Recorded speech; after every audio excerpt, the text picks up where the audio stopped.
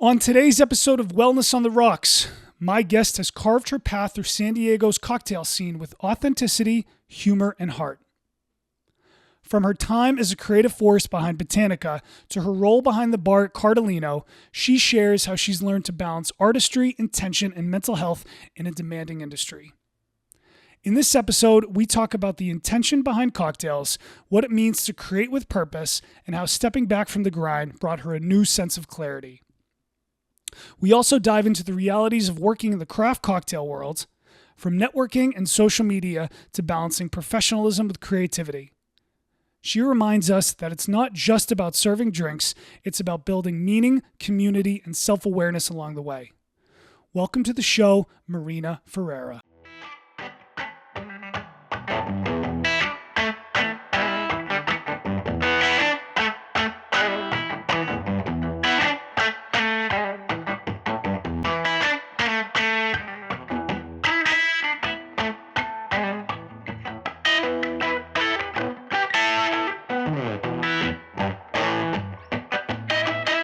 No, but I'm just trying to connect with good people out here, because I think when you work in the industry, it's you meet some, I don't know, not everybody has the best intentions, so. Oh, I know. But, I thought that was cool coming to visit you last night. Thanks for inviting me to Cardellino. That's how I say it? Cardellino. Totally off. Cardellino. Apparently, it means goldfinch in Italian, and that's the street it's on. Goldfinch? Yeah, isn't that cute? Well, is goldfinch, is that a bird? Yes. Oh, what kind of bird is that? I don't know. It's a goldfinch. Very cool. So that is, how long have you been working at Cardellino for? It was my third day yesterday. Dude, I I overheard you say that to somebody, and I was like, oh my gosh, this girl has a busy week coming on a podcast, starting a new job. So I appreciate you. Thank you. Yeah, of course. I had the, what did I eat last night? I think spicy rigatoni with spicy meatballs. Rigatoni, bro. That's fire, bro. That sauce. Yeah. You guys make the pasta in-house, I think? Yeah. Nice. Pasta's made in-house. Everything, the sauce is all made in-house. It's all, What was the first question? Wow. What was the first question I wanted to ask you? So many questions. Oh, I feel like when I rolled up last night to your place, I came in so hot. I forget that other bartenders in the city don't work at Irish pubs where everybody's just talking. Yeah. And they have to work and move around. And I was like, hey, Marina, I was like, bro, I came in super hot last night. But, yeah, the space is different. It's not just a regular bar. It's much more of a restaurant than a bar, which is cool theoretically. So the classic kind of bar banter is not as common because people just kind of want to sit down, have their dates and do their thing, which is fine. It just gets a little boring sometimes. Really? Yeah. So happy hour, and I think also because the bar is so long, I can barely reach across the bar. But people end up just kind of making it their own table vibe. And so it's not that classic bar, banter back and forth situation, unless sometimes I'm able to get some people into jokes, yesterday, there was a couple who asked we do burgers for our happy hour, but just for happy hour. And they asked for mayo for their fries. And I jokingly was like, oh, Sarah European. And she was like, oh my God, how'd you know he's Dutch? And just starts going on and on and on. It's those little kind of fishing moments. And then from there, we just bonded and it was super cute. Yo, it's all about the banter and just mixing it up and trying to get people to talk. Oh, I see you're wearing this clothes. Oh, maybe I can introduce you two together and stuff like that. That's what's cool about Stout where I work. It's all just it's a conversation. Yeah. And it's more like a community and stuff like that. But you got, it's a really nice, Cardellino's a place that I take a date to. 100%. Very nice. 100%. The music, the lights, the wine, the food. Mm-hmm. I was kind of looking around at some of the people and stuff. I was like, oh, this is definitely a vibe. Definitely good energy. So I'm super pumped that I got to bring you on today because we've kind of been talking for a couple months back and forth about, growth in the hospitality industry. And I've kind of gotten to know you a little bit and about your story and how you kind of started in the East Coast. You've been in this industry. You moved out to, I'll let you tell your story. Sorry. No, it's fine. But you you opened Botanica, which is a very unique craft cocktail bar here in San Diego in North Park. And you were kind of the creative designer, director of the program there, the cocktails, the food, everything involved. What kind of got you started in thinking, I want to build that concept? Or where was your mind process that led you to Botanica? So Botanica she's still alive and well. Botanica, okay, so let's go back. So essentially, I got a call from a friend of mine, Johnny Ramos, and he was like, hey, I have this friend of mine who's opening up an absinthe concept, and you and your business partner at the time are doing a lot of cocktail stuff. He'd love to have a conversation with you to see if you'd be down to be kind of the faces of the space. And I was like, absinthe bar in San Diego, like that's a little crazy. And now it's Wormwood, and she's been alive and well for a couple of years now. Anyway, we sat down and met with him.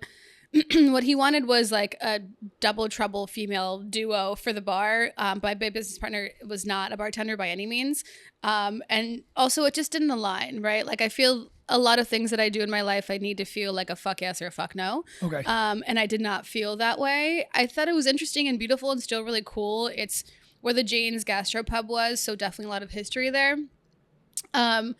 But we met and he said, on the low, he was like, oh, I also have kind of this like art focused concept that I think would be really cool for you guys. Just meeting both of us, like we're both very kind of artsy and things of that nature. And so what he likes to do is have different specific themes or like spirits that he highlights. So the original concept was Tahona, which is still alive and well, in Old Town, which was mezcal. Back in the day, mezcal obviously wasn't as well known.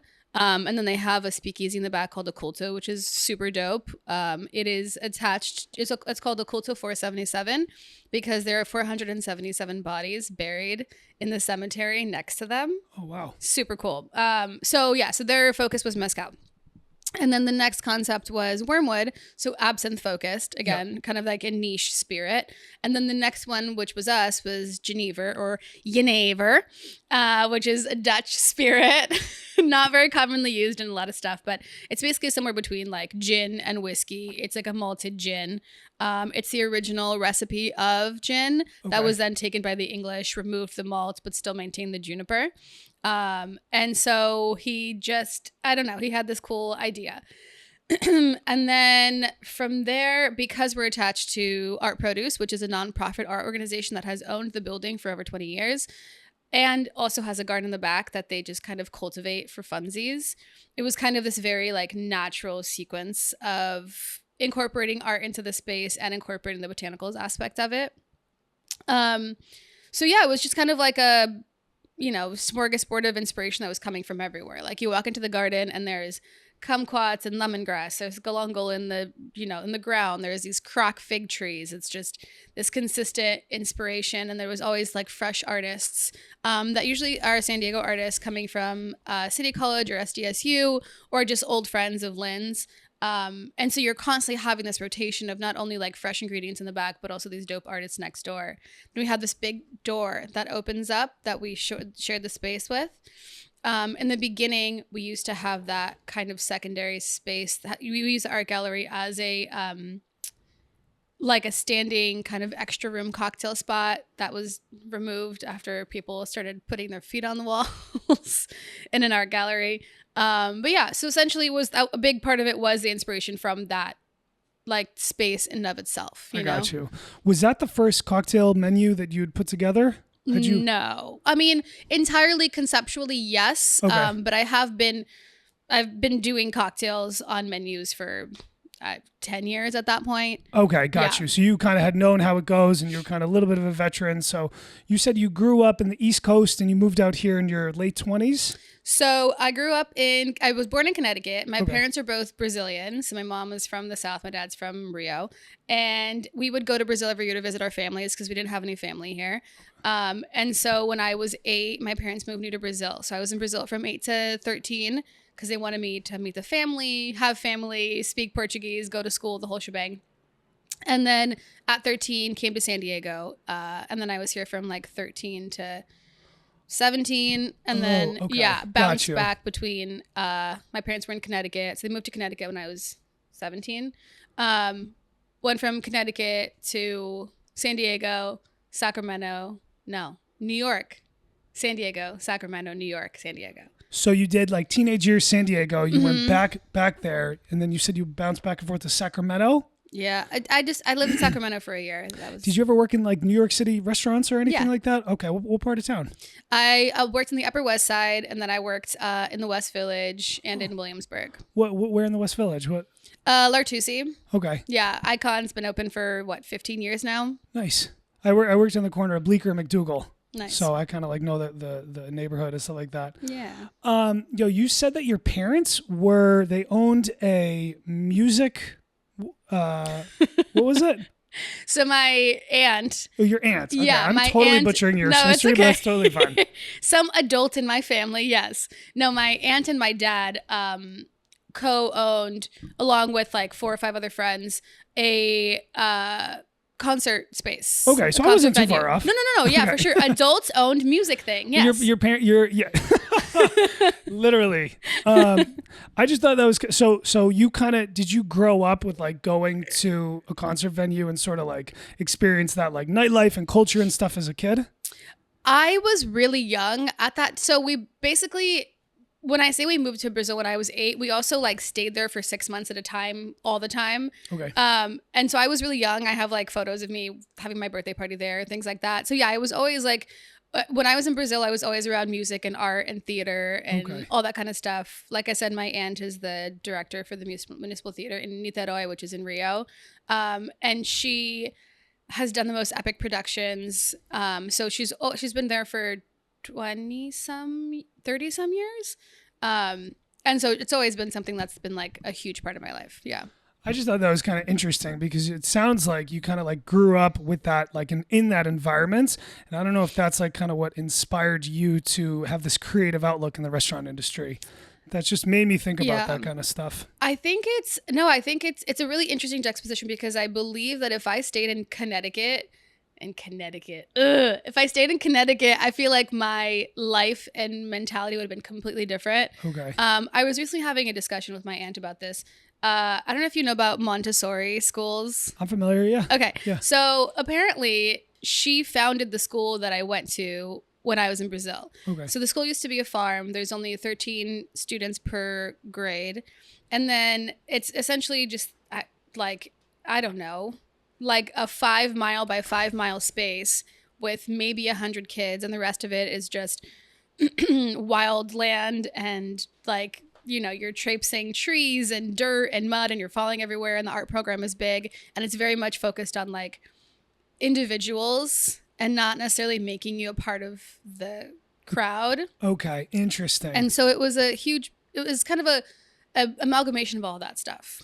So do they like tailor the learning experience to like different children, or is it like they just don't focus on we're making workers? Yes, like, exactly. Okay, yeah. gotcha. It's more so in the actual classroom itself, like it is very rigid, very gnarly, like a lot of education. So we're learning Portuguese, Spanish, and English at the same time so the American schools are behind a grade than Brazil was. So like me moving to a new country, new people, new friends, new thing.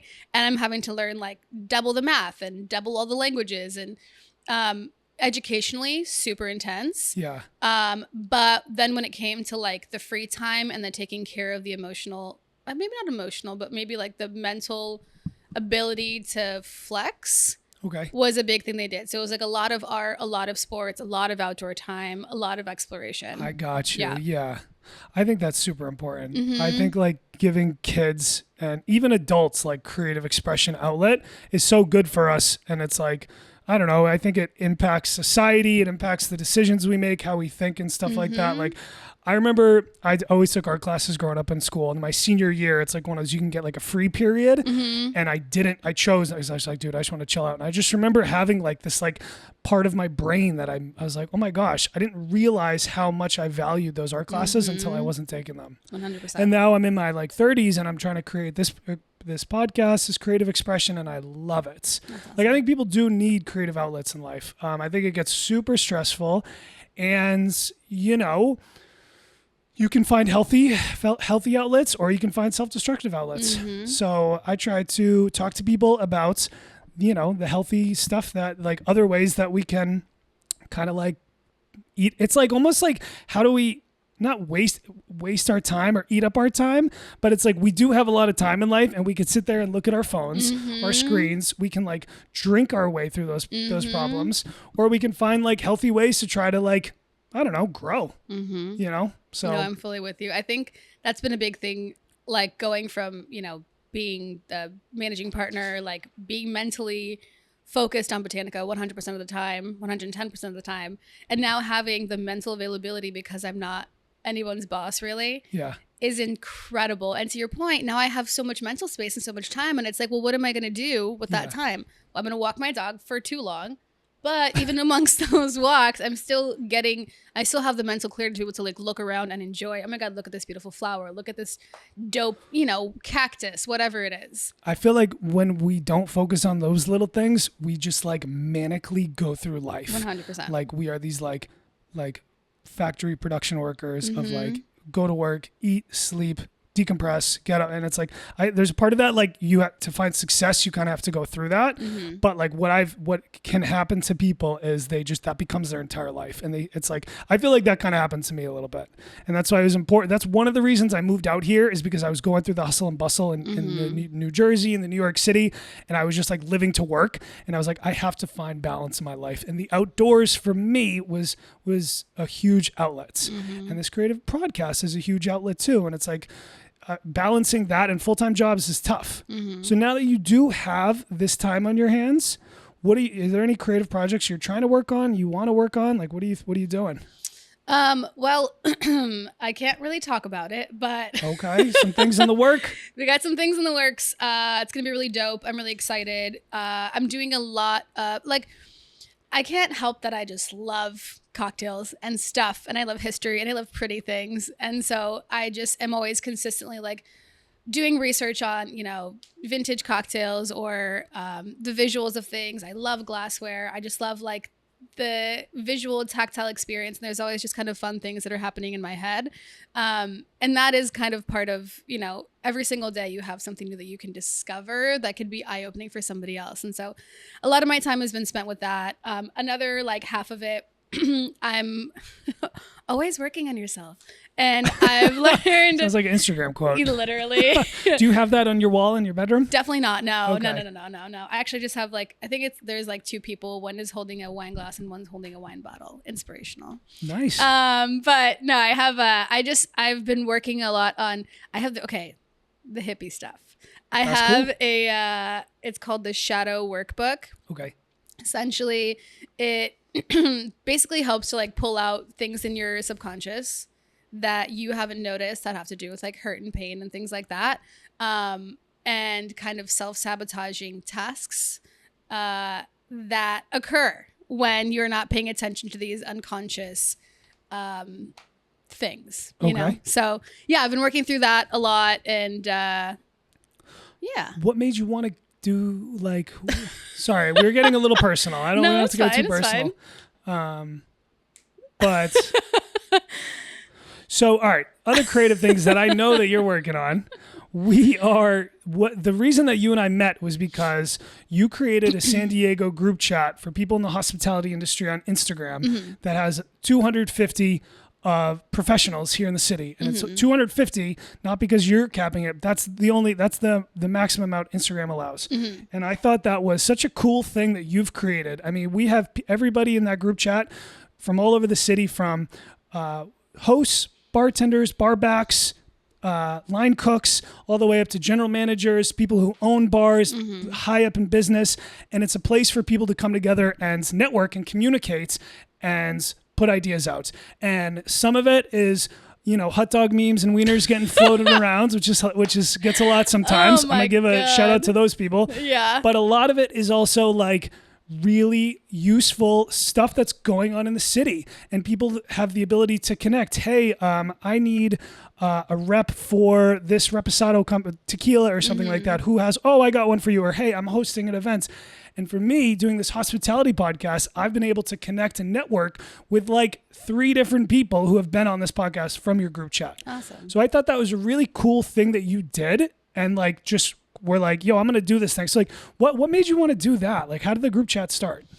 So when I was doing Botanica, and I was okay Botanica, I don't know what happened, but I went psycho with events. I just like loved the idea of connecting people, bringing people in, and not only that, but the industry also responded really well because I didn't really know a lot of people at the time. Because again, like I just moved back post pandemic to San Diego.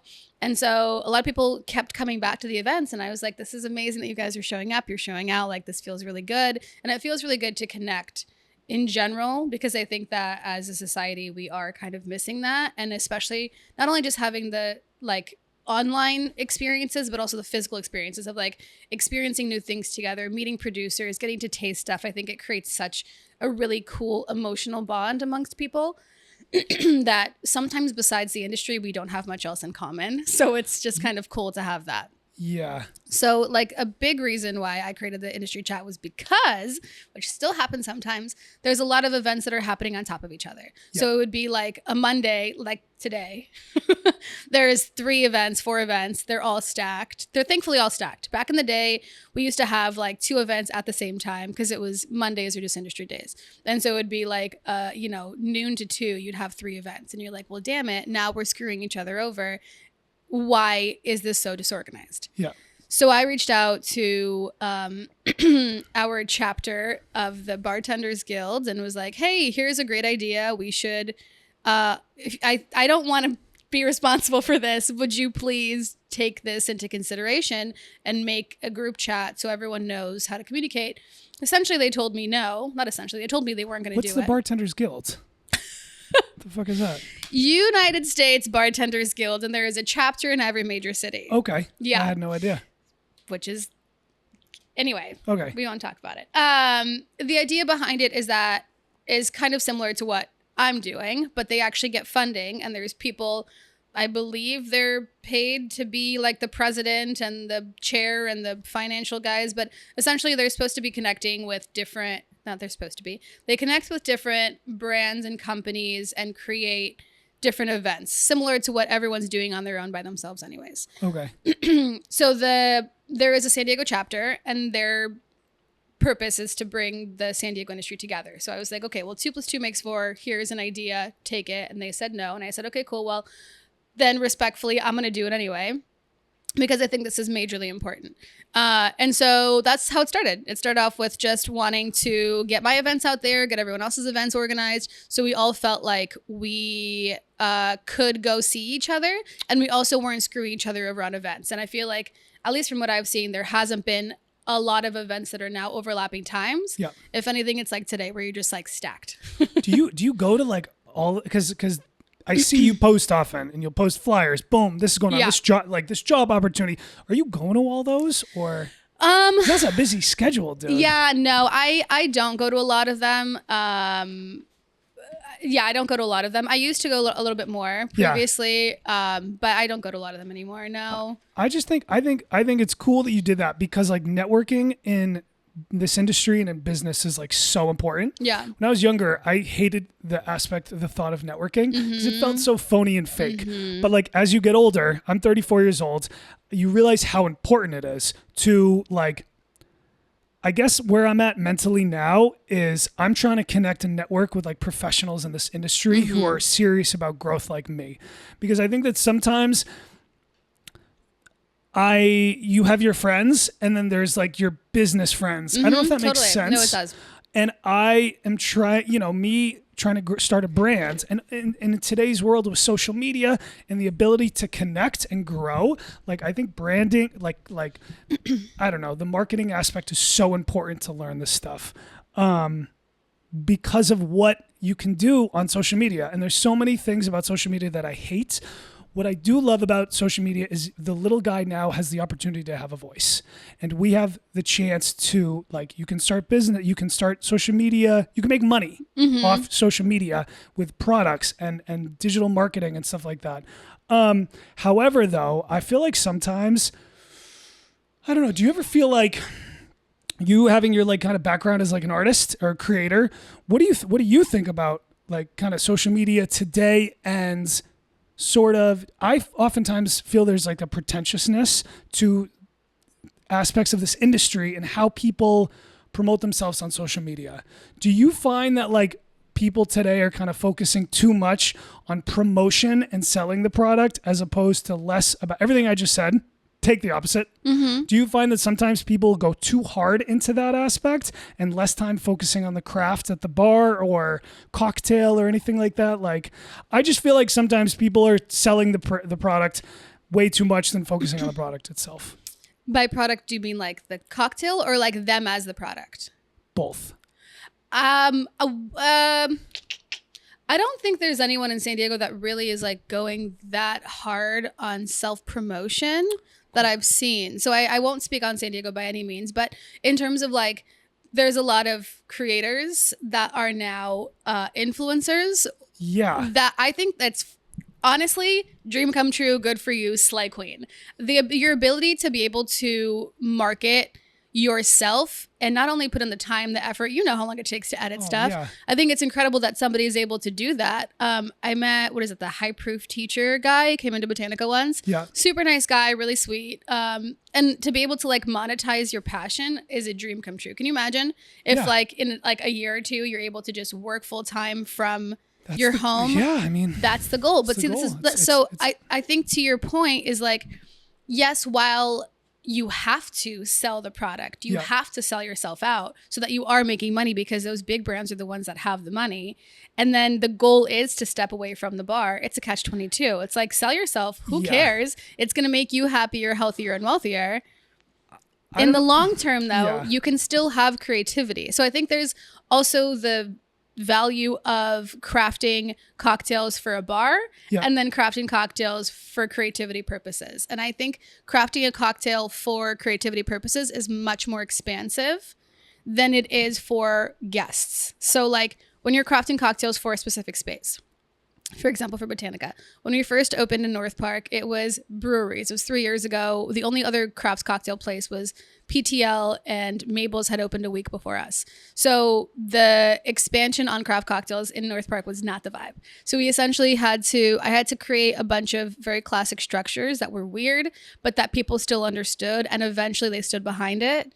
But if I were crafting for creativity's sake, it would have been way weirder. So... okay, that's what I like. I want to talk about that for a second.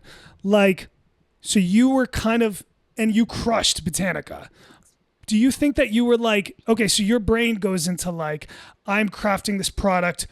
I kind of just like to talk about people's process. Yeah. That's what I want to talk about. It's like, you thought like, I want to craft this cocktail and this product of Botanica to get people to come in. But then you have your vision of what you love and your passion.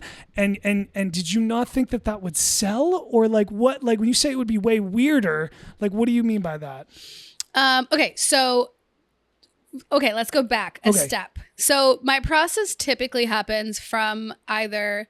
a lot of the cocktails that happened at Botanica were either from previous iterations. So I worked at Youngblood for a couple months.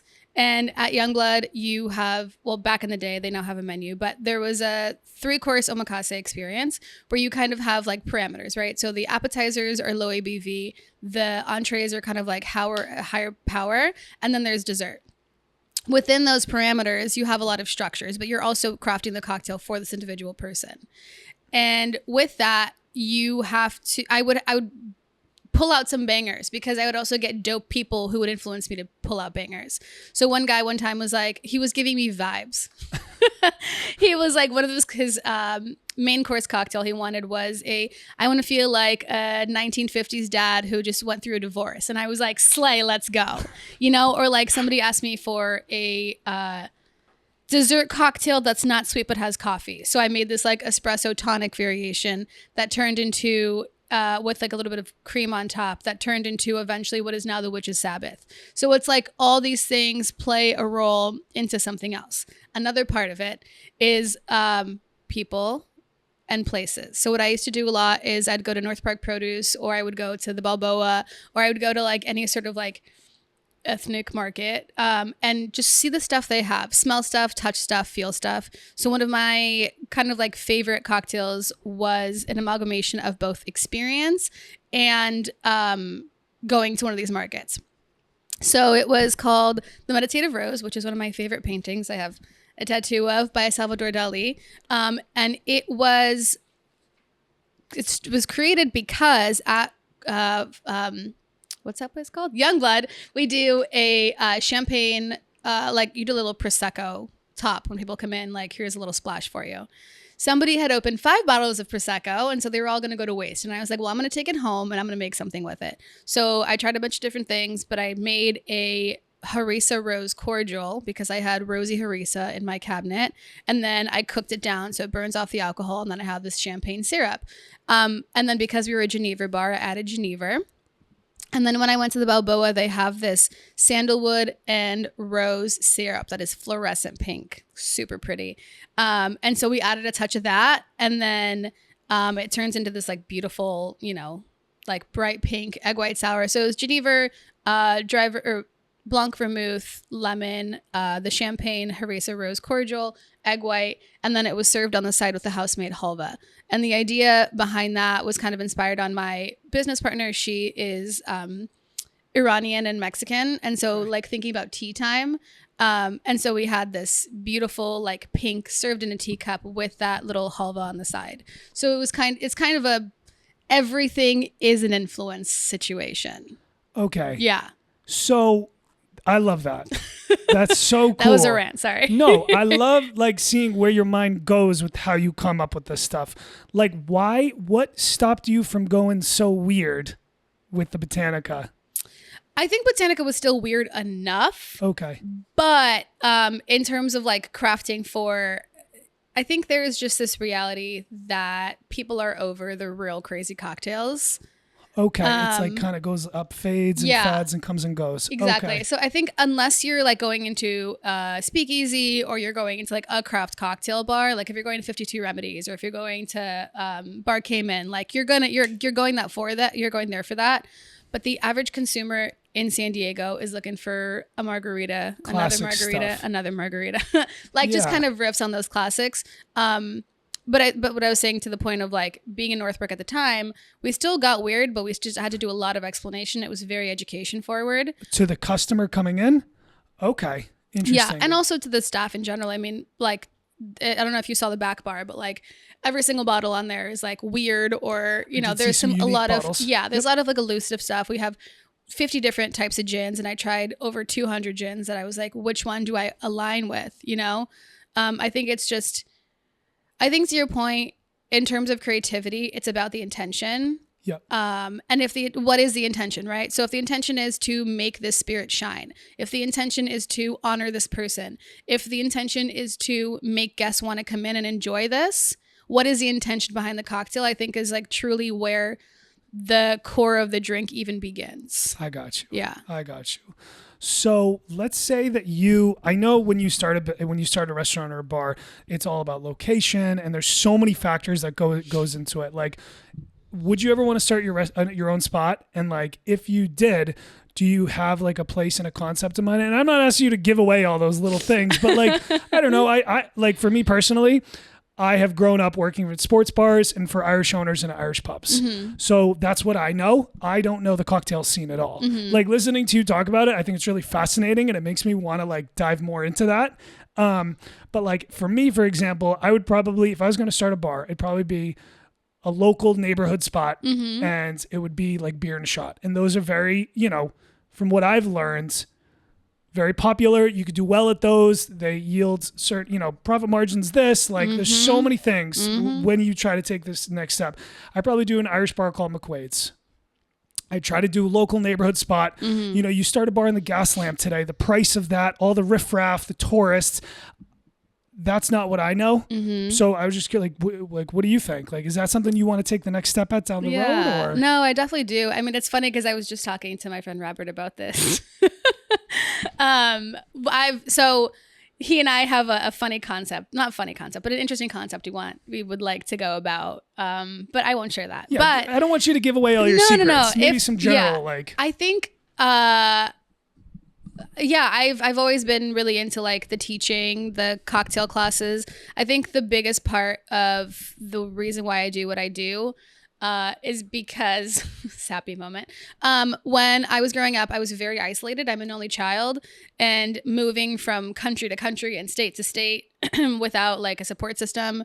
And then half the time, like my one parent is in the States and one parent is in Brazil and working full time. And I had a lot of like solo quiet moments that I wasn't really connecting with other people. And I never really saw a lot of that beyond like with my family, amongst my family. My dad was a big socializer. My mom was not. And so I saw a lot of that kind of difference in communication. And so I've always had an easy time letting go of people because I've always had to, right? So like the rupture of leaving a different country for another country as a child is pretty big. So I think a lot of what I do has to do with connection because I always want to connect with people, but I don't necessarily know how to do it in like the conversational way because I'm afraid of getting into an awkward situation or just not knowing what to say. I used to hate that. And so I think that a big part of what I've always done is things that connect people. So cocktail classes, you're not only connecting with the people that you're teaching, but you're also connecting the people who are talking to each other as well. So what I would like to do in a perfect world would be to do like a kind of more casual concept in the front and then a more kind of like my style, like elegant, fun, sexy girl bar situation in the back. But also within that space, being able to do some cocktail classes and, events and things like that. So where, again, we're like creating that intense connection with people. Very cool. Yeah. Very cool. I think that's cool. I had kind of a similar story. I moved around a lot as a kid too. I was in like 4 different schools from first grade to when I graduated high school. And I spent some time in New Hampshire. I spent some time in Vermont. I lived in Brooklyn for a while. I lived in New Jersey. And at age 30, I moved out to San Diego. So I totally get that concept of like constantly restarting, like friendships coming and going and stuff like that. Okay, she's gone. Okay, we're good. That I think it's cool that you like had that experience with your life and you were like, it's almost like, I don't know, that can create voids in people. And you were like, let me focus my professional career. And it sounds like your hobbies and social and interests into like building that up for myself and other people. And that's kind of the concept of like coming together on podcasts like this is I think that a lot of people do come out here to Southern California because of mental health struggles. And so there's this community of people that are trying to like heal. And I think like restaurants and social and pubs and social, taps are places where people can connect together. Yeah. So that's. But I will say, I've been very, very fortunate in my life a lot. Like the thing with Botanica and like all the things that I've been able to do have been very much because somebody believed in me or a lot of people believed in me. And they also just kind of like ushered me into the space. So when I was in New York, we had a cocktail catering company and my friend Carmen started it. I didn't know Carmen very well at the time, and my business partner at the time as well. I had just kind of met her, and we were doing a photo shoot all together. And I was doing like creative direction for the thing, and I had never done it before. I didn't think that I knew what I was doing, but I know that I like things visually in a certain way. And Carmen turns to me and she's like, "You're so good at this. You should do this for a living."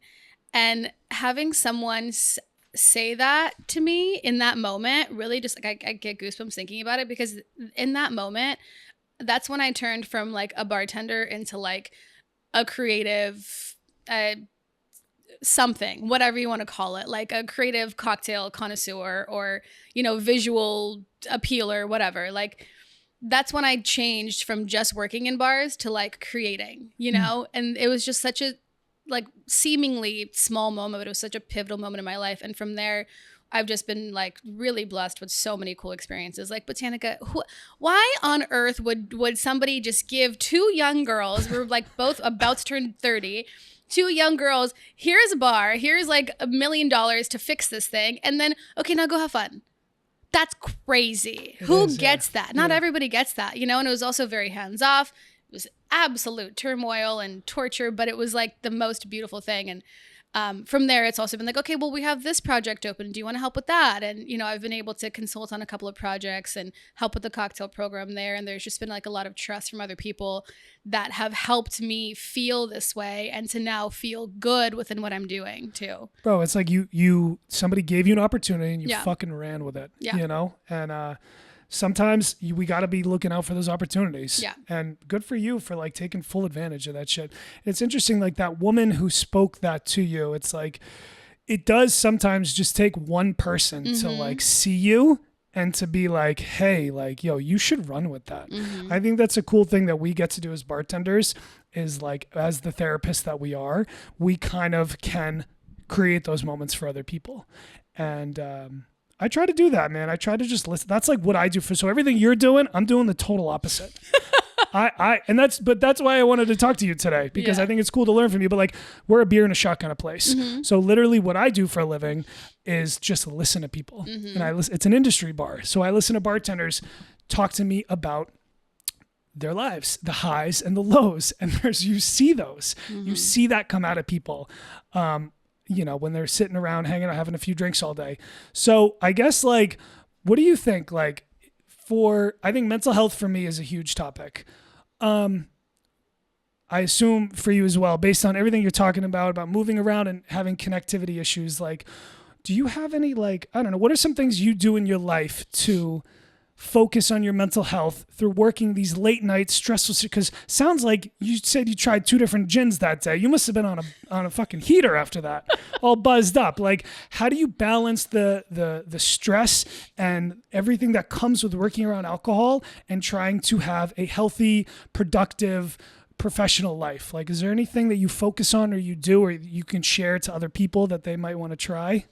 Yeah, for sure. I mean, I think first and foremost, not drinking as a coping mechanism and not drinking at work, period, is a huge one. Like when I was younger, I used to drink a lot at work, like at Lionshire. That was how we got through service, was like every hour in the hour, it was like safety meeting, let's go, literally. And that really did help at the time, but it was also a detriment to a million other areas in my life. And so I've had people call me a freak oftentimes because I don't drink as much as everybody else. And I just don't feel the need to. And I think, I don't know. I think just like assuring yourself within yourself. I think a big part of it, I'm going to say, is like definitely meditation. Has been a huge change in my life. I don't do it as often as I should anymore. But at one point when I was like really deep into panic attacks and anxiety stuff, I was meditating 2 to 3 times a day. There's this app called Open that's incredible that I've been using. It has movement, breath work, and meditation. I think that's huge. Just like teaching yourself how to care about the things that matter and let go of the other things that don't matter. And even having those like, fixative, pissed off thoughts, they're just that. It's just a thought, let it go, I feel like that's a big part of it. And being happy and like comfortable within your own body, I think is really important. Movement has been huge, like that, like walking my dog for 3 to 6 miles, slay, such a good time. Like listening to an audiobook, seeing him happy as hell. It's annoying because he pulls like a motherfucker, but he's happy. I'm tired. He's tired. It's a good time. Or like my friend Donna has taught me gym things. Okay. So I'm just like, I had never done gym stuff before. And she's like, let's go to the gym. I'm like, cool. I can just be a princess. She just tells me what to do. And I'm like, this is so fun. Look at my muscles getting big. Has been a huge one. I think it's just focusing on like the physical and mental body. It's a balance. Yeah, has been huge. Balance it out. Yeah. But last night I had cheesecake and martinis. You know what I mean? So it's like take breaks. Yeah, exactly. I think the concept of wellness on the rocks is not about abstinence. But it's like we do have to look at it ourselves and be like, dude, it's so easy to let things get out of hands, and I have to check myself. And I think sometimes you do have to take a moment of abstinence and like reassess your minds. But it's cheesecake and martinis after a long shift. There's nothing wrong with that. It was such a vibe. And I think the big thing too is like while I'm drinking and I think about how I'm feeling, do I feel good? Do I feel out of control? Do I feel like I'm not myself? That was a really big one. Again, it goes back to that meditation part of like listening to your own mind and being like, I don't feel that good when I drink too much. I don't feel good in the moment. I don't feel good later. So why am I doing this? Do you feel when you're behind the bar that you're in this like constant state of motion and like mental like adrenaline and go and heightened sense of like I'll tell you, Saturday night we work across the street from the House of Blues, and there was a big show, sold out show. Oh, wow.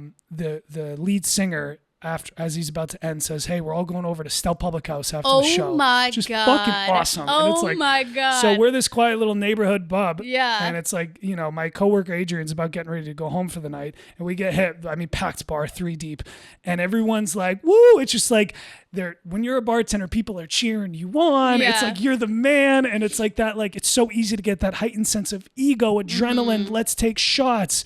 Like, have you experienced that in your course? Do you still experience it? Like, is that something you think about? Like, sort of the heightened sense of like that. Yeah, I do. I mean, when it's like really busy and you're cranking out cocktails and like you're focusing on that task at hand, yeah, but more so in the completion aspect of it, not necessarily in like damn you're slaying aspect. Okay. You know, it's Okay. like and also when crafting cocktails and someone really likes it, I'm like, cool, I'm glad you like it. And it's more about them enjoying it, not about you telling me that I did a great job. And so I created that product. Look, they're like, oh, this is awesome. I've created this great experience. I totally get that. That's how I feel about my work with my podcast too. Yeah. I just remember the other night, like being able to step outside of that and being like, wow, like we didn't see like this environments can be addicting. Oh yeah. Well, especially when you're making money. You're getting cheered on, you're making money, you're cranking out, you're like Sometimes physically demonstrating your abilities. You get laid sometimes. Yeah, 100%. It's like all of these things. And it's like if you just stay in that zone, like it's year after year, you eventually can just crash down. And I've experienced that. And so that's like, I don't know, I think that's like the big theme that I'm exploring here. And everyone I talk to, you know, as you get older, realizes that. I think it's like important to realize. It's like it's like let's focus on these things while we're young, and they haven't taken control of our lives yet, because like these things, you know, saving money, taking care of your body, doing what you were just talking about. Like I have to stretch. I'm not a big weightlifter, but what I do is I work out with resistance bands because it tightens up my whole fucking body. But because if I'm doing heavy squats and deadlifts and stuff, and then you go rip it behind a busy bar, for me in my life, I can't do that anymore. Yeah. So I'm always trying to think and think of ways to take care of myself and like talk to you and see like what you're doing and stuff like that. I think it's good when people are voicing these things. Yeah. You know, the openness. Yeah, I think a big part of like having the ego removed from things is like being humbled time and time again through experiences. Like I feel like the way that I was able to eventually remove my ego, because I was an asshole when I opened Botanica. I'd make people cry. I was mean. I was like... You mean like coworkers, customers? Coworkers. Oh, yeah. wow. Oh, yeah. I was just very East Coast. I was like straight to the point. You're doing this wrong. Fix this. Let's do this. And instead of me doing like the...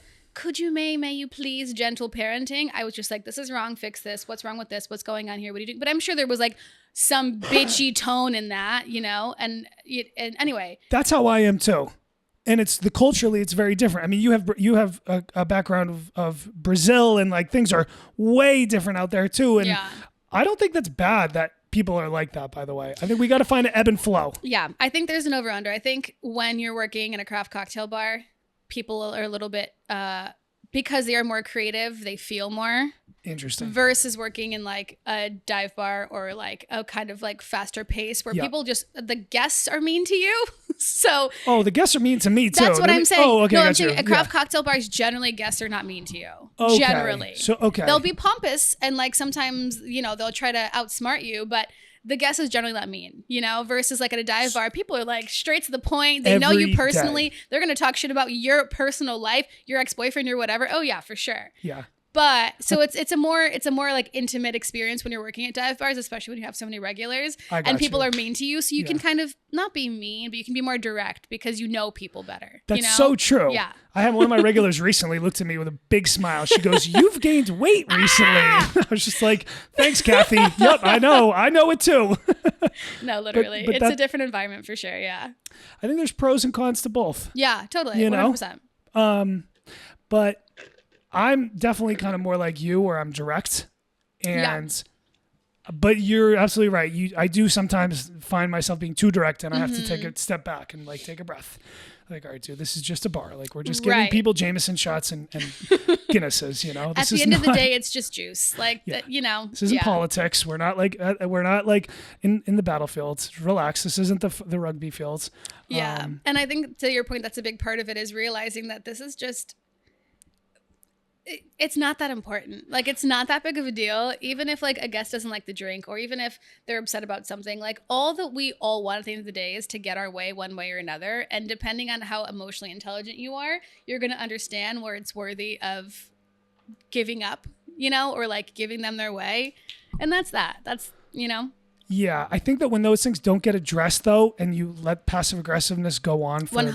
Like weeks, months, years, it creates like explosions with people. And I'm a very big believer of like express yourself. If you have an issue with people, you have to say it.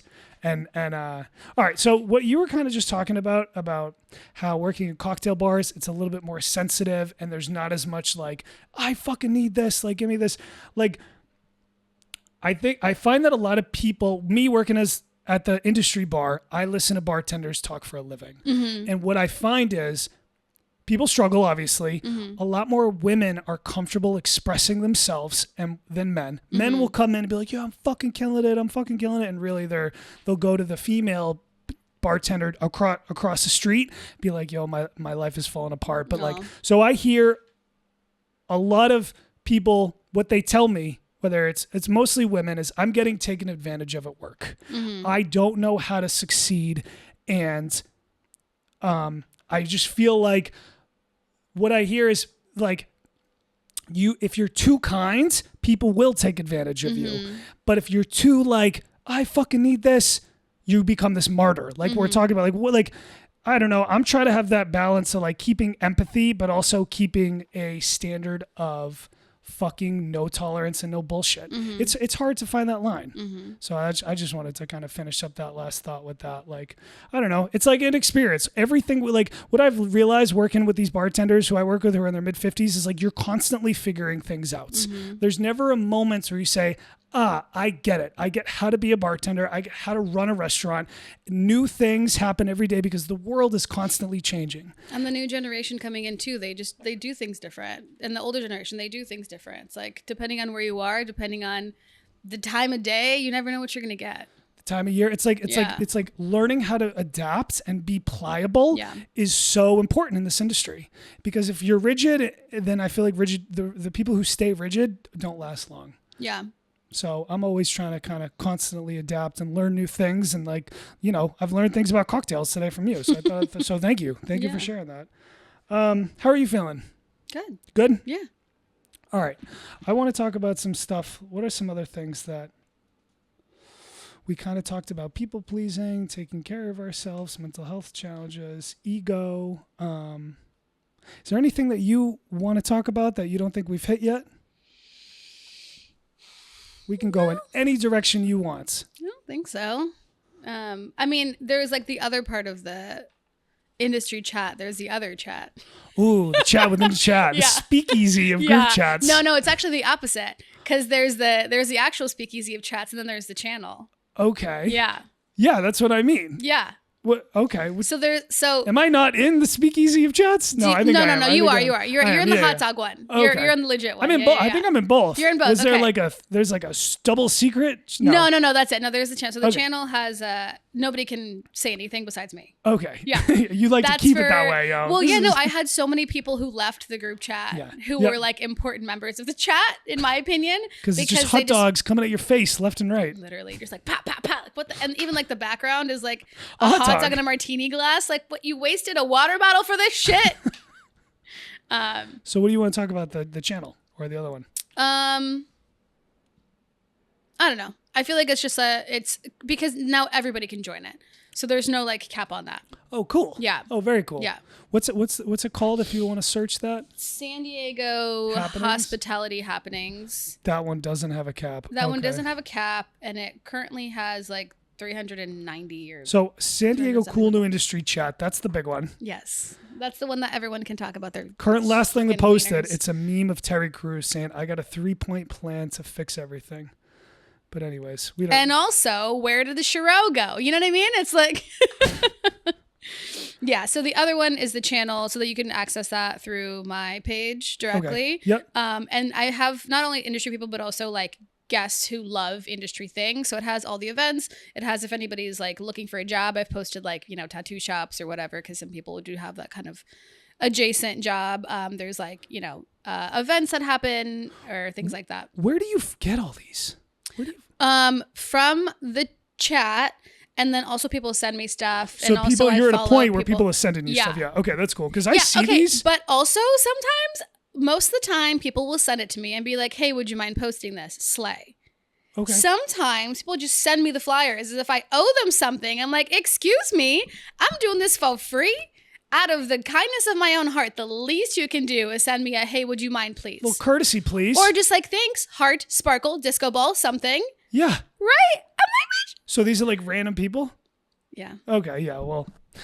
So what I do is when I see you post those, I have a lot of friends who are like dinosaurs who are in their 40s and they don't have social media and stuff like that. People who are looking for jobs. Yeah, 100%. So I send these out to a lot of people. It's, Yeah. it's like really beneficial. Yeah, I'll post stuff and then people will send me things, and like if they're looking for jobs or whatever, like, and also at this point I'm connected with a lot of people in the industry. I've had the privilege of like meeting a lot of people too. Yeah. So they'll, you know, ask me for my opinion on people and like vice versa, or like, "Hey, this person's hiring. Cool. What do you think about that?" You know, or people will ask me about jobs that are hiring, and I can give them opinions on, you know, this workspace because I've worked with people that work or talked to people that worked in that space and kind of go from there. I actually just had somebody reach out to me yesterday. They just moved to town and they were like, "Hey, I'm looking for a job." And I was like, Boom. yeah. And they're like, "Holy shit, I wasn't expecting this." And I was like, "Slay, you got this." I want to give some advice I want to vent about something talk about looking for jobs. Having a shitty job is so much better than not having a job. Mm-hmm. And you might think that's obvious, but it's like, dude, if you're looking for work, whether you're a man or a woman, you have managing experience, back of house experience, hosting experience, go take the shitty job that makes not industry standard money and look for while you're looking for that other job. So many people I talk to think they're above things in this industry. And I'm like, dude, I'll wash dishes if I have to. Like, I'm not above picking up dog shit for a living if I have to fucking If it's making me money, let's go. I got to pay rent. Like, my dog's got to eat. I know that like we have reputations. If I need to work security, if I need to be a bar back, like, I don't know. I think that like this industry is built on hustle. And that's kind of like one of the themes that I kind of was getting at a little earlier, and I kind of experienced is like in Southern California, you came from the East Coast, you have your family ties with Brazil. Like the restaurant industry is about hustle and hunger, and it is moving into these social mediable, Instagrammable bars and programs and stuff. But like we have to remember the roots of it's a business that makes money, and we're here to provide a service, entertain, and be kind to people. And I find that like the way I got at the job at Stout Public House is I was new to town. I didn't know anybody. Somebody told me about the Gaslamp District. So I parked my car down at Petco Park and I walked up Fifth Avenue and I walked into every fucking restaurant and handed a resume out until I got through the Gaslamp. It's like 100 resumes. Yeah, seriously. Yeah, it's what you gotta do. Every single one. Yeah. And the last Stout Public House is after the Gaslamp. It was my last stop of the night. And I walked in. I said, "You guys need help." The owner looked me up and down, said, "What's your deal? Can you come in tomorrow?" Nice. And it's like sometimes it does take that 101th time, you know? But like, I don't know. I feel like if you do have that hunger and work ethic, like you can kind of fucking like, you can get ahead in this industry, in this town. I think it's hard and different in the craft world. It very, very, very, very much is about who you know and if you've made a name for yourself. Interesting. Very much so. Very interesting. At least in my experience, hearing people trying to get jobs, it could also, I mean, I think a large part of it is, to your point, there is sometimes hustle missing as well. It's kind of like, oh, I'm applying on LinkedIn and Indeed, It's and hard I'm to just show gonna hustle on a resume. Exactly. I'm just gonna put this on LinkedIn and Indeed. I'm just gonna leave it there. Versus like going into the space and being like, "Hey, I know you're hiring," or to your point, just being like, "Hey, are you hiring? What's the deal?" Then people will reach out to other people and be like, "Hey, do you know this person?" You know, and then kind of go from there. But regardless, I think It's hard to it's hard to show hustle, but it's also hard to show laziness too. So a lot of places I've heard are not doing stages anymore, which I think is wild. What's a stage? So in like the craft world, you come in and you kind of hang behind the bar for a couple of hours, and they ask you to like make a couple cocktails. Oh, I got you. Yeah. I got you. Show me that you know what you're doing. So they're not doing that? Why not? I don't know. They're just full sending. Yeah, I agree. And that's when you end up hiring people that are not up to par because they say they're A, but they're B. I've seen some real crazy stages where you're asking them to make an old fashioned. They're doing like the craziest shit. Or at Botanica, there was like a lot of dealer's choices that would happen. And I would be like, hey, I'm looking for like gin refreshing. And then I'm looking for like mezcal direct, right? So they'd make me 2 cocktails. And that was kind of a big way in which we were able to decipher someone's skill level. Is like, how are you grabbing bottles? Where are you grabbing bottles from? You can watch. You can see how somebody moves behind a bar. And also how quickly. I've had people take almost 20 minutes to make me 1 cocktail. Well, that's not good. 20 minutes, I mean, I walk my dog. That's like... That's a mile. You can get a lot done. Yeah, exactly. That's what I mean is like, you know, then you also have like the personality where you're like, oh, the personality is wonderful. And I like you as a person, but I don't want to work with you. There's a lot that goes into it. It's really hard, yeah. I try to like give advice out to people like... Because not everybody, like you have a really awesome work ethic, you have knowledge of curiosity.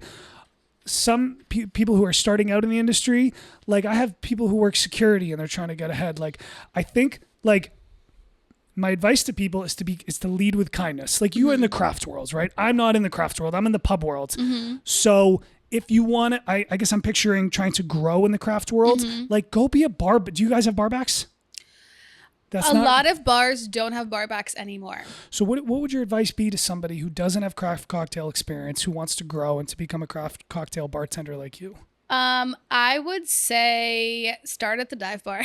Really? Yeah, absolutely. Okay. Because at a dive bar, you have to make solid classics. You just have to, right? Huh. Like if you work at Turf, if you work at Live Wire, if you work at wherever, like all these places make solid classics. That's where I learned my classics. Cool, you got the basics down. Now move on. Because now you have bar experience, you have guest experience, you know how to talk to people. If you go directly into a craft cocktail space and you don't know what the true hustle is of working in a dive bar, you're never actually going to be good at anything else. Because I'm sure you've seen it at a lot of like really nice craft spaces. They don't know how to talk to people because they were never forced to talk to people because they hide behind their craft. Okay, cool. You can craft a dope cocktail, but if you're a shitty person, you're not going to succeed. And so I believe that I started at, it's called Cheers in Rancho Penasquitos in a strip mall next to the 24-hour fitness where all the alcoholics would pretend to go to the gym. So they'd have their gym costume on. And then they just hang out and have their beers, you know? And to your point, like I also had regulars who would talk shit and who would like, bring me chocolates or whatever kind of weird shit, you know? But I was in charge of like making all the food and prepping all the food items and cutting the onions and making the, you know, fried chicken and the onion rings and all this shit.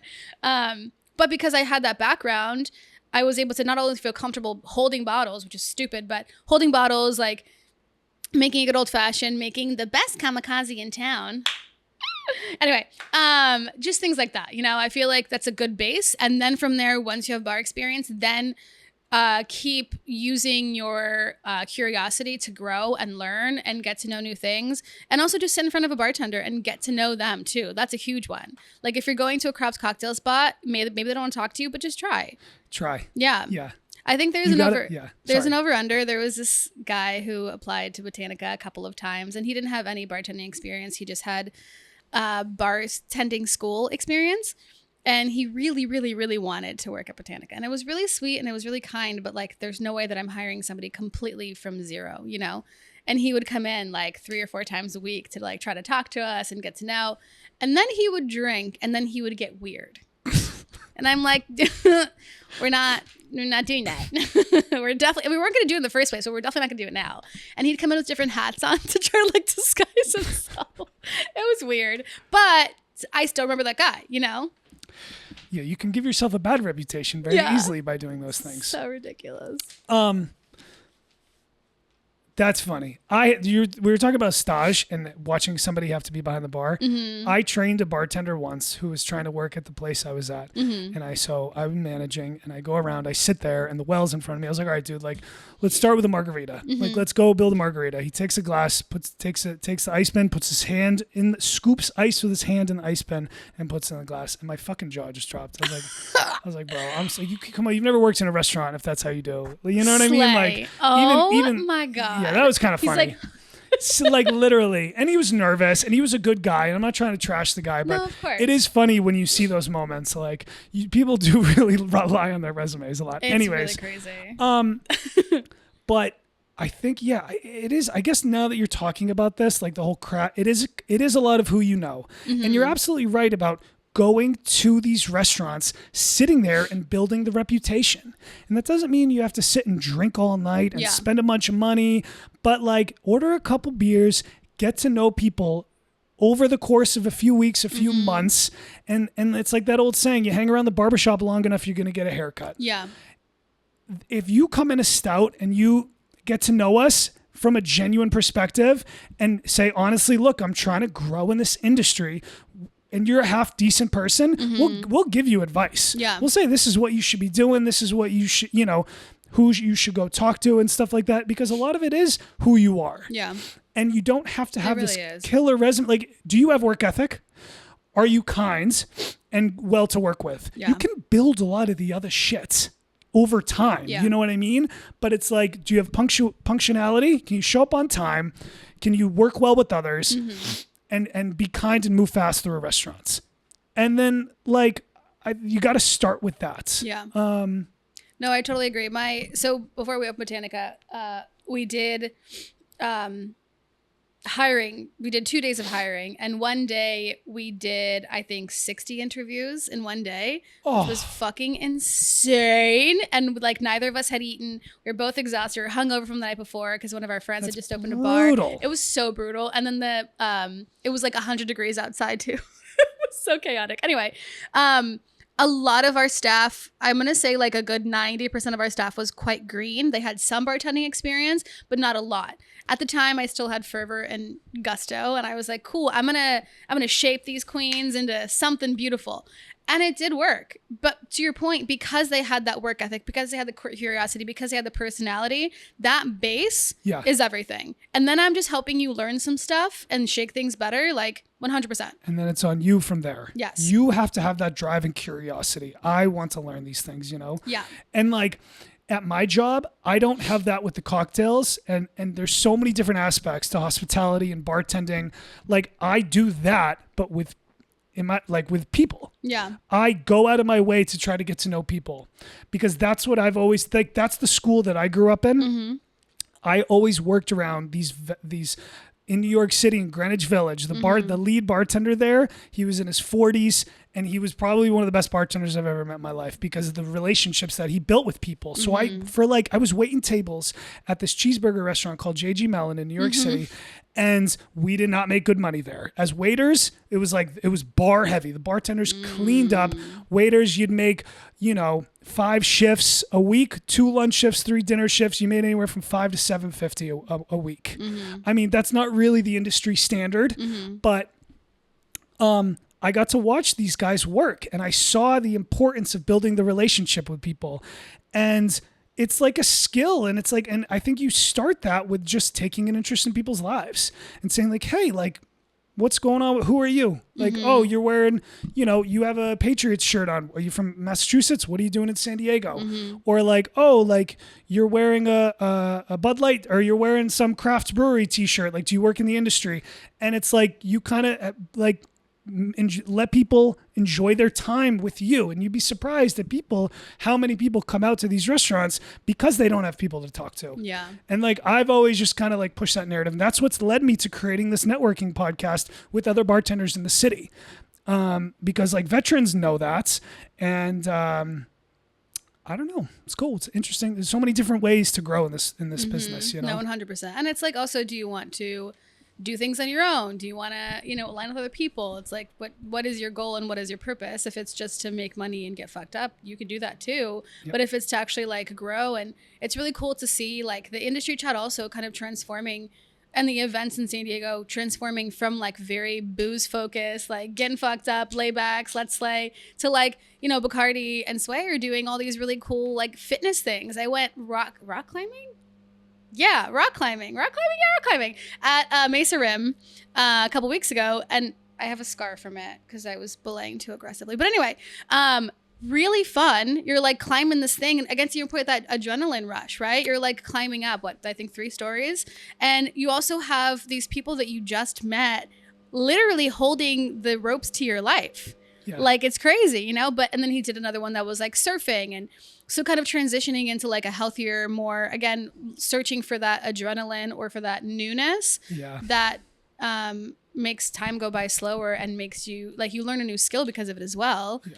And seeing the transition from like very booze forward and just aggressive getting fucked upness to health focused things, I think is super cool. This is so wild. I know. It's like every time I record a fucking podcast, I have lawnmowers outside of my thing. I was with, yeah. It's giving fall. It's giving pumpkin spice. Yeah. In your yard? In my fucking thing, dude. Let's keep it going, dude. We have the leaf blower in my patio. But that's really nice. You didn't have to do that. Nice that's so nice. People in this industry, there is the party culture in San Diego, and then there's people who want to grow in business. Or do both.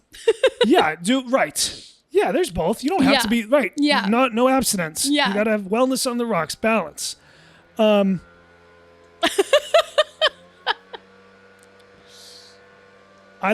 want to connect. Oh, I'm going to wait to say this. I'm going to wait like 2 seconds.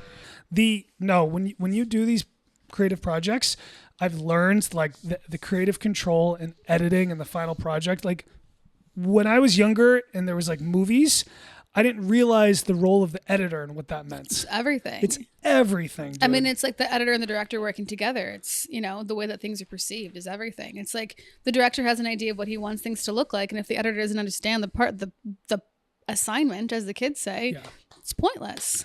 Yeah. I think that like people have said like, oh, Taylor, to save time, you should hire somebody to edit for you. And I was like, no. Like, yeah. Unless they understand like what you truly want. If it was like a girlfriend or a roommate or somebody that I was close to that I could sit down with and like share that creative control. But it is this thing. I don't like to, it's personal. This is like my personal baby. You had Botanica. That was like, when people would move things out of the way and you'd be like, why the fuck is that picture like that? Like, why is that glitter wrong? What the hell is this? Why are you using green instead of gold? Dead ass. And like, there is the whole, like authority, like a control aspect, but it's real. Like you want your product to be a certain way. And the details really are everything. It's like the little aspects that nobody really gives a shit about. It's like the consistency of the cream is not on point. You cannot fucking send that out. You're 100%. sending, like, it's just high it's the standards. small things. Yeah. And I do find that I get a little OCD and anal with some of my stuff and I have to relinquish that control, but it matters to me. I want it to look good. And as long as I'm moving forward and grow, I learn from my mistakes.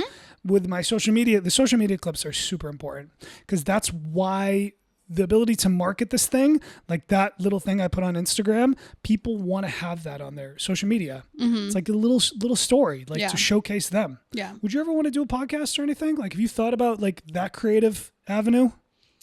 I wouldn't want a podcast. I would honestly. I would love to do like the influencer social media thing for fucking sure. I think I could do like, I mean, I know that I could, people are always asking me for like recipes or ideas or like how I did this and this and that. I'm like, I would love to do that. But again, like we talked about previously, the time that it takes to edit, to film, to get the right lighting, to get the right equipment, like all those things are a lot. During the pandemic, I forced a bunch of my friends to do this thing called Cooped Up Cocktails. And essentially they all filmed themselves making cocktails with things they have at home. So like one friend was in Texas and one friend was in New York. One friend was in Florida. I was in Brooklyn still. And we would just do like random cocktails with stuff we had at home. And that kind of was the beginning of it that I really enjoyed doing it. I do enjoy like the public speaking and the teaching and that whole concept, and also like the glamorousness of it. You know, Yeah, it's like pretty. It's like, pretty. It It's looks cute. nice. It's glittery. It's a vibe. Like I don't even know what I was watching today, but some band was like on my For You page, and I don't like the music by any means, but the cinematography of their music videos is so beautiful that I couldn't look away. And I watched like 6 different videos. I'm like, the song still sucks, but I love this aesthetic, you know, just things like that, where it's like the visual intrigue is, I think, super cool. And plus you can make money on that shit. Yeah. I love the visual aspects too. So when I was working in New York City, I was bartending at a sports bar and nightclub. It's like one of those sports bar by day flips into a nightclub at night. Mm-hmm. In the East Village on the First and First, was called the Grayson. And I was like, yo, we don't really have social media. Let me do that for you. It starts with photos of that stuff. And then I moved into making promotional videos for the bar. So I'm literally out in the crowd with my camera filming people. And then I would go back home, go on Premiere Pro, cut it up, get a fire ass fucking song, and like make basically like a music video. And I was like, dude, I love this. Yeah. The ability to like take the nightclub scene, like film it, interact with this, and then edit this like minute long video. Like if you took away money in life, that's what I would do. Yeah. I'd either make like hype videos or music videos, like of that high energy. I don't know, dude. It's really like the piecing that together is so fun. Yeah. See, that's the opposite for me. Really? Yeah. I'm not like, I think it's because I joke, but like I'm like a finisher. So I think I like to see things be linear. So like for me to do a video, I would never do it by cuts. I would just do one full talk through and I fucked it up. We start all over again. Oh no, I don't like the starting all over again. I like the just Birdman, let it run. you know, like that movie Birdman. They did like a bunch of their tracking scenes with one shot. It's like I'm like that person. Like 1918, that movie. It's a war movie. Nah. They literally, it's like 20-minute scenes. Like they do not cut. I think that's like cool. that. I think that's cool too, though. I think that's really cool. But I think that it's necessary because sometimes you mess up and there's no need to do 10 takes. That's like, you're talking about improv and just rolling with the flow. Always. That's why like when you were talking yesterday, like, oh, do you feel comfortable? And I was like, don't worry. I'm a grade A bullshitter. Good. Yeah, you do flow very well. But, well, yeah, I think that's cool too. Yeah, but what I'm saying is like, I can't do that for the internet. I can't do you like... could. I could. But then it's not as fun and cute and musical and la la la, you know? So you know a thought that I had the other day? Like, I love that we're talking about this. There's all these new restaurants popping up. Do you know? And I love working with the camera, and I don't really have anybody else to work with. I tried to go do this event last weekend, and I hired 2 people. One person, and then he fucking canceled on me. I hired another person, and the guy canceled on me beforehand. That's it's Diego. I'm venting right now. It's so fucking hard. Yeah. I feel like I'm Giselle after the Tom Brady Super Bowl with the Giants. Tom cannot throw the ball and catch the fucking ball. You probably don't know what I'm talking about right now. Sports. But anyways, there's a famous Giselle quote. is Brazilian. Thank you. I know that. There's a famous line where the guy's dropping the ball. Wes Welker's dropping the ball. And she goes, my husband cannot throw the fucking ball and catch the fucking ball. Sometimes I feel like that. In this creative thing I'm trying to start, I have people cancel on me all the fucking time. And it's like, I can't go do these events. Anyways, I'm going on a rant. That's okay. That's okay. I thought it'd be a really cool idea. You know Seth, who I don't know his fucking last name. Sandoval? Yes. Kikurum? Yeah. I went and visited him the other night. It's a really cool spot. Hi, Kiku. I'm going tonight. That's fucking awesome. Yeah.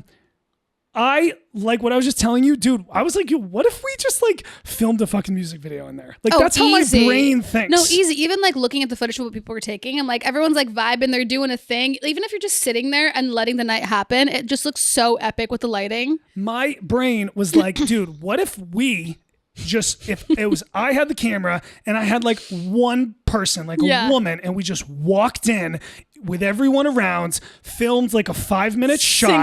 Single track, and like, boom, and just walk out. Like that's how my brain works. I see a nightclub, I'm like, let's fucking do that shit. Yeah. You know? I think tonight specifically would be a really cool night because it's industry night. So everyone's going to know each other. So it's going to be the cool like interactions of like the hey, you know, thing. Yeah. I think, that's really fun. I think it's super fun. Bro, I don't know. I'm trying to like, I want to do more of that stuff. like you have this passion with what you're doing with creativity behind the bar. Like I want to do more creativity with the camera and the podcasting and the interactions with people. Like I think that there's so much freedom. There's an ocean of creativity and things to explore in this area. Yeah. You know what I mean? The thing with starting a restaurant and a bar, that's your location. Mm-hmm. You're there. You want to get 15, 20 years out of that place. You can't, and I have this like ADHD manic fucking life where I just move and run and go. And like, I like the ability to be flow and move. Yeah. And I think that was like, for me also, moving, it was always an escape for me. I was always running from people and things and whatever, for myself, sincerely. And so now that I've chosen to like stay in one place and like dedicating myself to being in one place, there is so much comfort that I feel in having a home, like a home base in general. And that's why I do so many events and so many menu changes and so much like, at Botanica, we would do like Teeny Tuesday. We would rotate the menu there. We would, play around with the food. And there's just there's so much that you can change and develop and perfect when you're within a space that is like comfortable for you. Yes. That there is definitely like magic within that, and it's always like, no matter how hard you try and how hard you're working, there's always going to be 50 things that you could do better to make that space thrive. What I've learned about this, we can't please everybody. Yeah. We cannot create to make everybody happy. And that kind of touches on what we were talking about at the beginning of this podcast with your cocktail menu and too weird and not weird enough. I create based on my taste. And if I'm representing a bar or company, my best belief that what is going to make that bar look good. And we're always going to have criticism. Yeah. Somebody's always going to criticize your cocktails. And you might have 95 great ones, and there might be a couple that tasted like ass, and our brains go, shit. We focus on the ass customer review on Yelp, but we got to just remember to create. I create for myself and my taste. And I had a guy the other day, a customer come in who's listened to all my podcasts. He goes, "You talk about sex too much on your podcast." I said, "I don't think I talk about sex enough. I think I need to talk more about that." And it is interesting that like when we do create and put our thoughts out to the world, some of the criticism we get from people is almost like this emotional reaction to what they're going through. Yeah, totally. Isn't that so interesting? No, 100%. Like some of the criticism I receive, I believe to be accurate and true. And some of it I just don't even pay attention to. Yeah. Like, can't read the comments, can't look at the Yelp reviews. People have bad days. They emotionally react. Yeah. So. Yeah, I feel like that's a big part of, and like managing too is like, again, I was very like reactive and I was not approachable and I was not the kind of person you could come talk to. And I think at times people still feel that same way, but I am aware of the spaces in which I can be gentler. And also, if you're going to give me feedback, I'm going to listen to it. But to your point, sometimes it's just not necessary. Like, it's also about curtailing the critique. Is it actually beneficial? Like, let's think about that before we talk. Are you venting or are you trying to come up with a solution? Right. Yes, exactly. Yeah. And there's also like, the tertiary, which is like, here's a problem. Here's the solution. And then there's a person who's going to give you 15 solutions to the problem. And you're like, yeah. Okay, let's think critically. Do any of those make sense? You just want to send a dog to the moon. Does that make sense to make sure the drains are clean? No? Okay. Then let's not do that. Yeah, I know. And but you to learn how to, it's like managing people and managing emotions and stuff. You kind of got to go through it and you make a lot of mistakes in the process. Yeah. I think the biggest part is managing yourself and managing your expectations on people and managing how you're talking to them. And to your point, like coming in, like maybe you had a shitty day, leave that at the door. Like you can absolutely vent to your girls later, or you can have a drink about it later. That's fine. But like, honestly, that's been one huge thing about Cardellino that has been such a breath of fresh air. Management is so dope. Like I have not, felt this cared for and seen and supported and like, fuck yeah. Like it's incredible. We have to remove the emotional reactions from place. I have to, because what I deal with like a lot of drunken, disorderly people. Totally. At work. And I have to remember that like, when people insult me to my face, I have to take away that feeling of I don't care what they said. Right. Like that's them and dealing with their bullshit. Like we're just talking about the criticism of our artwork. It's the same thing about customers at the bar. Like I'm getting better at just not letting that shit affect me. Like you call me a dumb idiot, you call me stupid, I'm a fucking asshole. Okay, I don't need to show the reaction to that. I get called all the time. Yeah. We're down near the gas lamp and it's like all that bullshit. But with your sort of like the way you are and your directness, like, do you connect with a lot of other people that are maybe from the East Coast or that have your sort of like attitude and style? Or have you found you've been able to mesh with the, sensitive Southern California people? I think 50-50. I think we were talking about like, I'm like trying to date, right? And what happens sometimes, and it's often to my benefit also, is like they'll be like, oh yeah, let's hang out on Tuesday. And I'm like, cool, sounds great. I have my day planned around like, let's hang out X time on Tuesday. And then if they don't say anything the day before or like by noon that day, motherfucker, you out.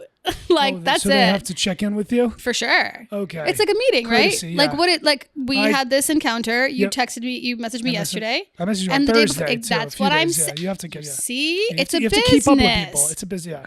Dating is the same way. Yeah. That's what I'm saying.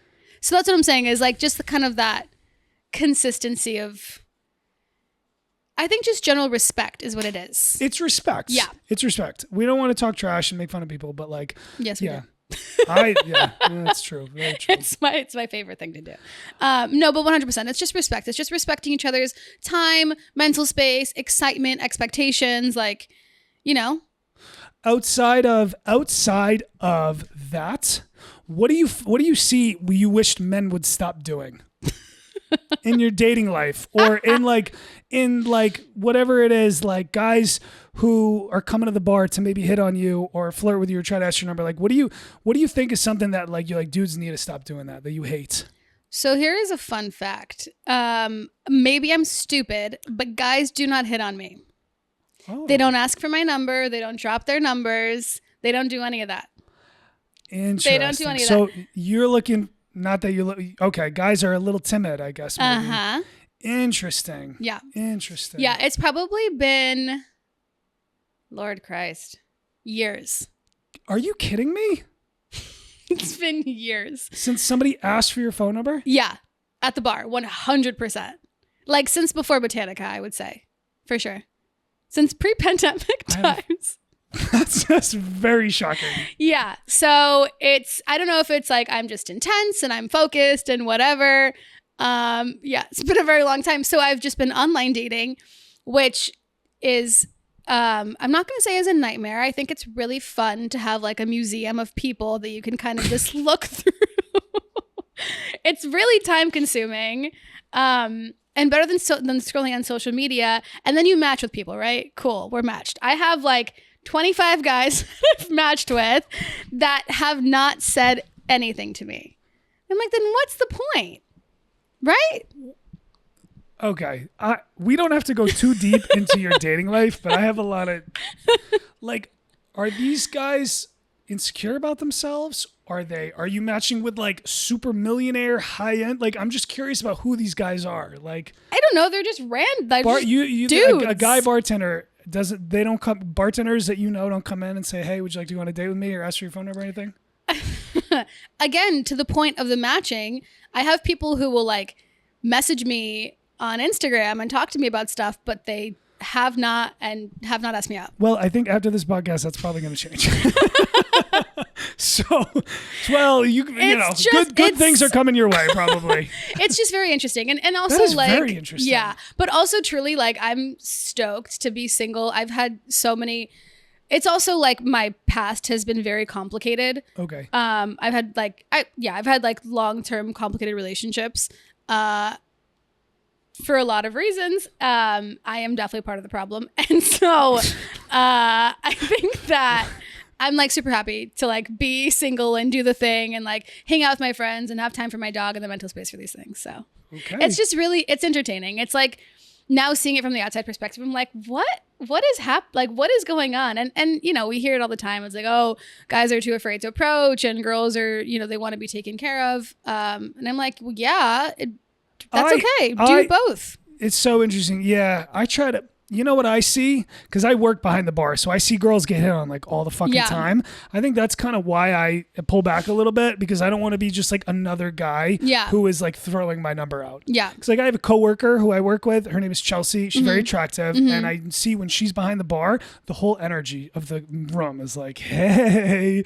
And I'm like, oh, if I go out to a bar, I'm going to be that guy who is number 26 tonight who says, hey, like, you know what I mean? So I try to, I do pull back on that a little bit. And I honestly, like, I appreciate, like, being a bartender now, like, because I was managing for a year and a half and I wasn't bartending at all. I was still behind the bar, obviously, but it didn't happen. I think it's really nice to not feel, you can feel when someone's hitting on you, but there's a difference between like doing it respectfully and like bonding with someone and then doing it in a way that's like, come to my room after this shift and I will never talk to you again. Exactly. So I think it's nice that that's not happening as much as it used to. Because when I was younger, when I was like a 20-year-old bartender, it's fucking creepy ass man. All the time. Yeah. It's all about respect. Respect. Be kind, show, admiration and things like that. But it's a way to do it. Yeah. All right. What do you have any questions, or what else? Is there anything you want to get off your chest or put out to the world, or like, how are you feeling? Like, where are we at in Marina's minds? That is a very complicated question. I'm so fucking grateful that you're coming out here today. I think people are going to like really connect with the stuff you had to talk about, the cocktails, the mental health. Like, no, I mean, you hear the product and you go, oh, wow. Like people do like learning about, you have a lot to offer, I think, in this, topic and area.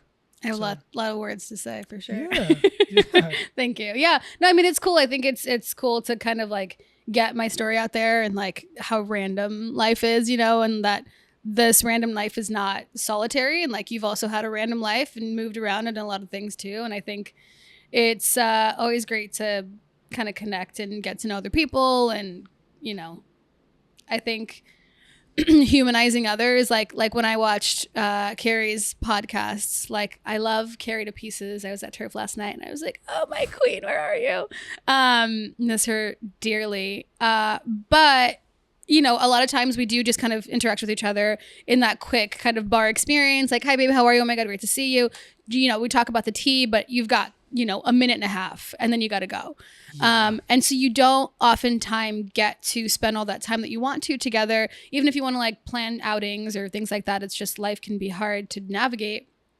So it's cool to kind of see, people's other sides and like to your point, like how they do their thing and their story and their development. And also they're like what they're looking for and what they appreciate, because you have like a deeper understanding of others, which is more emotionally connected than just like, hey, can I get a dope drink from you? Yeah.